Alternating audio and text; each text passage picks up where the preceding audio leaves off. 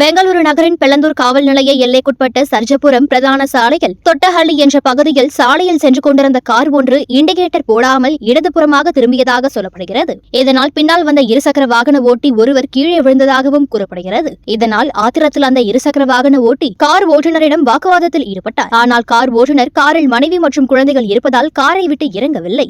இதனால் ஆத்திரமடைந்த அந்த இருசக்கர வாகன ஓட்டி காரின் வைப்பரை பிடுங்கி கார் கண்ணாடியை உடைத்து காரில் இருந்த தம்பதியரிடம் ரகளை செய்தார். இதுகுறித்து பாதிக்கப்பட்ட அந்த கார் ஓட்டுநர் சமூக வலைதளத்தில் பதிவிட்டதை தொடர்ந்து அது பெங்களூரு போக்குவரத்து போலீசாரின் கண்ணில் பட்டு அவர்கள் இருசக்கர வாகன ஓட்டி அனில்குமாரை கைது செய்துள்ளனர்.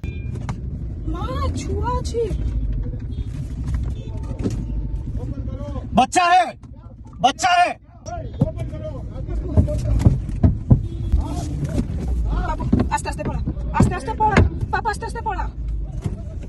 Papá, hasta este pola.